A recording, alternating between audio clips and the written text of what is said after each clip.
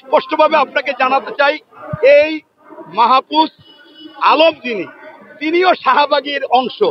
এই সরকার তো আসলে একটা মানে কি বলবো, বয়োবৃদ্ধ এনজিও, শিশু, হাড়ি পাতিল খেলার সরকার।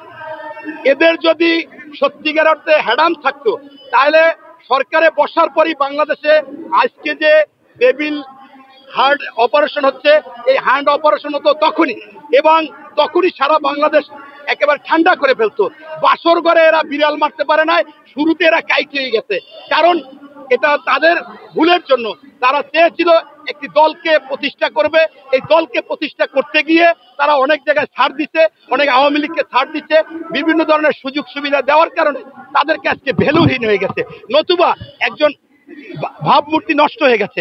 এটা ওনাদের উচিত ছিল যে ভালো ভালো সরকার। আমি আপনাদেরকে একটা মেসেজ দিতে চাই, আমার কাছে ছোট মানুষ, আমি কোনো ব্যক্তিগতভাবে বলতে চাই, রাজনৈতিকভাবে না। এই সরকার প্রধান বিশ্ববরণ্য নোবেল বিজয়ী, বাংলাদেশে গ্রহণযোগ্য, বিএনপির প্রত্যেকটি মানুষের কাছে গ্রহণযোগ্য ডক্টর মোহাম্মদ ইউনূস সাহেব, তিনি যে সাক্ষাৎকার দিয়েছিলেন যে আমি ছাত্রদের বলেছি একটা দল করো, তোমাদের ভালো হবে, ওরা বলছে আমরা একটা সিটও পাবো না, আমি বলছি তোমরা সরকার গঠন করবা। এই কথাটা কিভাবে উনি দিয়েছে, নিরপেক্ষতা হারিয়েছে। এরপরে দেখেন ওনার একজন আপনার যিনি তো প্রেস সচিব, তিনি একেবারে ডাইরেক্ট ইঙ্গিত করে একটা নতুন দলের আহ্বায়ককে বললো যে নেক্সট প্রধানমন্ত্রী। কিভাবে উনি প্রাইম মিনিস্টার নেক্সট বলে?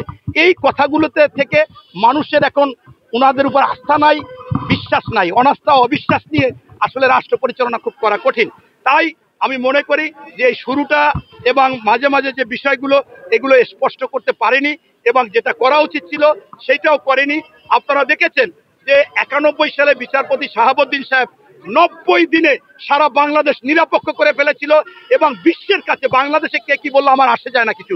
আমি একজন গবেষকও, আমি গবেষণা করে দেখিয়েছি বাংলাদেশ সহ সারা বিশ্বে সেই 91 সালের নির্বাচন ছিল বিশ্বের কাছে গ্রহণযোগ্য, এবং সারা বাংলাদেশ নিরপেক্ষ হয়ে গিয়েছিল। যে পারে সে 9তে পারে, যে না পারে 90তেও পারবে না, 900 দিনেও পারবে না। অতএব এই কেন পারবে না, তাদের মধ্যে দুর্বলতা ছিল। তাই আমি স্পষ্টভাবে এখনো বলি, এখনো সময় আছে, লেজুর ভিত্তিক দল না।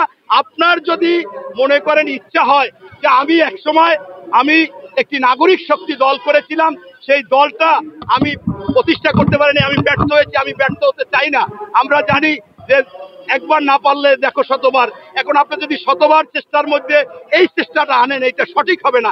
কারণ আপনি একজন প্রধান উপদেষ্টা, আপনার যদি সেই শতবার প্রচেষ্টা করে আপনার যদি ইচ্ছা বা খায়েশ পূরণ করতে চান, বা আপনার যদি একটা জিদ হয় যে না আমার এটা করতে হবে, তাহলে আপনার উপদেষ্টাটা নেওয়া ঠিক হয়নি। আপনি জনগণের কাতারে এসে এদের সাথে দল করতেন, তাই মানুষের কাছে এটা গ্রহণযোগ্য না। আসুন এইটা বাদ দিয়ে একেবারে স্পষ্টভাবে সকল দল হোক আপনার কাছে সমান, এবং সময় থাকতে আপনি একটা জাতীয় নির্বাচন দিন। জাতীয় নির্বাচন দিয়ে ভোটে একটা জবাবদিহি সরকার আসুক। তারা যদি বাংলাদেশে কোনো অন্যায় অপকর্ম করে, এই সংস্কার না করে, রাষ্ট্র মেরামত না করে, তাহলে তারাও আবার আস্থা করে নিক্ষেপ হবে, এবং জনগণ তাদেরকে রাখবে না, এই ছাত্ররা রাখবে না। ধন্যবাদ।